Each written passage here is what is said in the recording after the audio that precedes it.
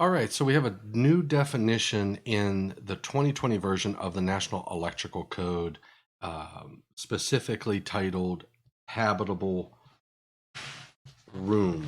Um, so if you look at Article 100, make sure that you're in the first portion of it because that'll be the part two is medium voltage.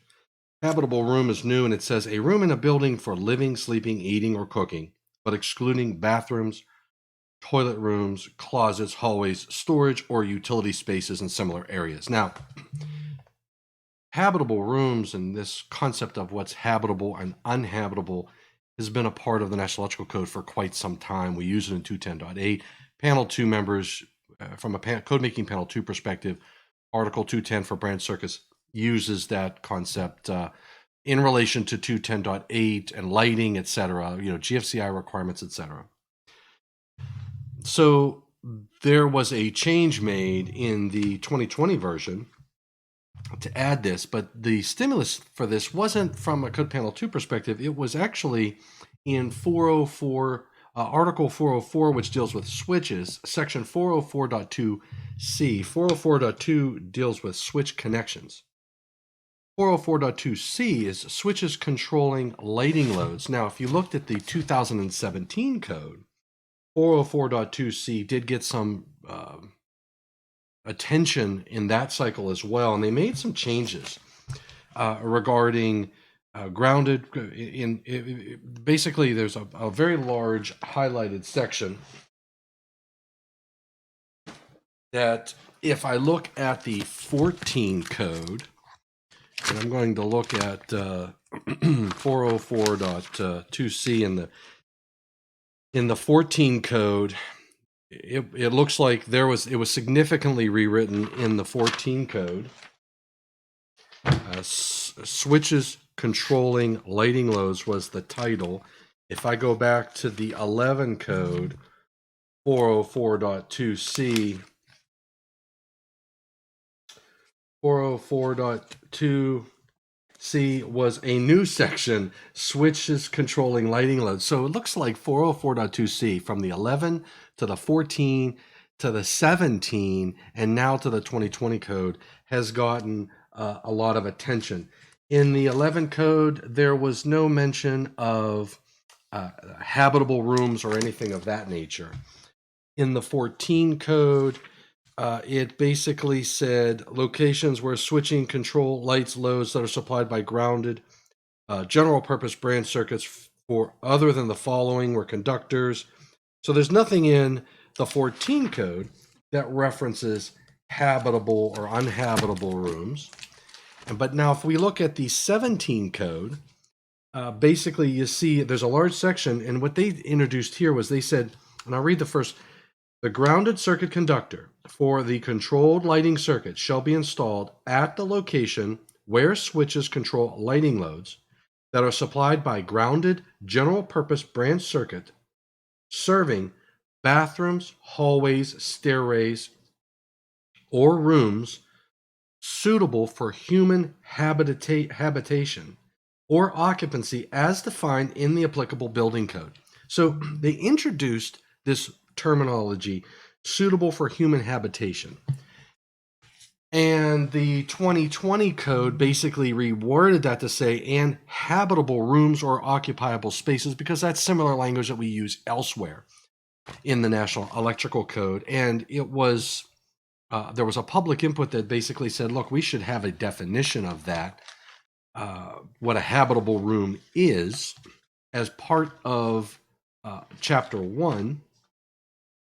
And that definition was created as part of Code Making Panel 2's objective, because again, we saw the requirements in 404 and other areas, but habitable rooms is heavily used by Code Making Panel 2 in section 210.8, 210.12, 210 in lighting, etc. So it really goes back to that group. So the purview for that definition is definitely under Code Making Panel 2, and we created that to address not so much the needs of what's going on in Panel 2, more so for the needs of what would happen back in 404. Now, remember why this is getting attention in Article 404 for switches.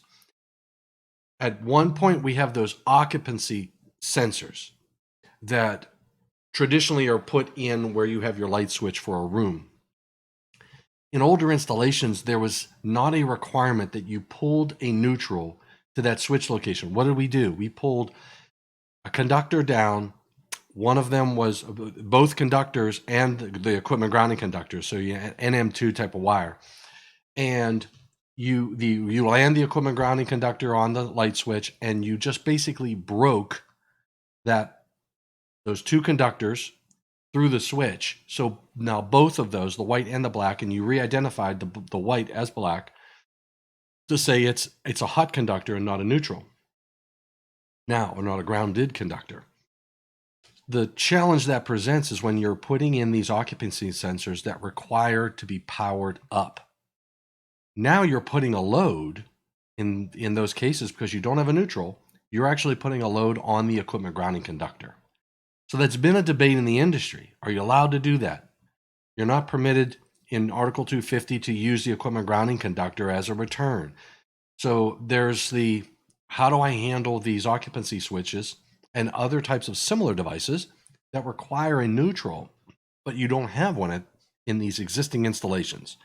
So 404.2c has seen changes over the last two cycles and over the last three cycles, as you said, well, 2011, 14, 17, and 2020. So it's gotten a lot of attention over the years. And in 404.2c last cycle, they added an exception saying that the connection requirement shall become effective January 1st, 2020. It shall not apply to replacement or retrofit switches installed in locations prior to local adoption of 404.2c, and where the grounded conductor cannot be extended without removing finished materials. So what they want you to do is pull the neutral down. But the challenge there is you have an existing installation where you might not be able to get a neutral down to that light switch for a lot of different reasons without actually removing drywall or plaster or whatever it is. So they're saying, look, you don't have to do that. And it says the number of electronic device control switches on a branch circuit shall not exceed 5. So they're putting a limitation. Why? Each of those devices is going to be additive over the equipment grounding conductors. The number connected to any feeder on the load side of a system main bonding jumper shall not exceed 25 for the purpose of this exception. So they're limiting. They're saying, okay, you want to do that? You can use the equipment grounding conductor for these older installations, but you've got limitations. The number of these special devices that require that neutral that you're going to use the equipment grounding conductor for, you can use that, but they put some limitations. So that exception carried over to the 2020 code, and it is still in there, and they really didn't modify it, even though it says effective on January 1st, 2020. So none of that language changed, where they probably should have gotten rid of the 2020 reference because it is the 2020 code. So, but in any case, this section has gotten attention over the last 1, 2, 3, 4 cycles, and it's probably going to get attention again to continue to try to address these controlled devices, these new state-of-the-art equipment that we didn't plan for back in the day, where we didn't pull a neutral down to a lighting switch. We simply broke a hot conductor and passed it through a switch. These switches are getting more sophisticated these days. So 404.2c is changing, and they're referencing a habitable room. Because of that, we wanted to add clarity in the definition of a habitable room. And basically, what we did was we went to the building code and looked at what does the building code, how does a building code define a habitable room? And we took that definition, tweaked it in a minor way, because if we took it word for word, we would have to have put a reference. And I believe if you look at habitable room, it doesn't reference the building code. So we did have to change it and modify it slightly to meet the needs of the National Electrical Code. So, but this definition stemmed from the building code, NFPA 5000, I believe.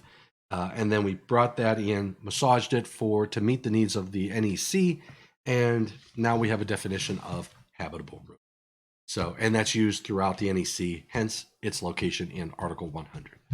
So hopefully this gives you some insight on why we have the new definition of habitable room in the 2020 version of the National Electrical Code.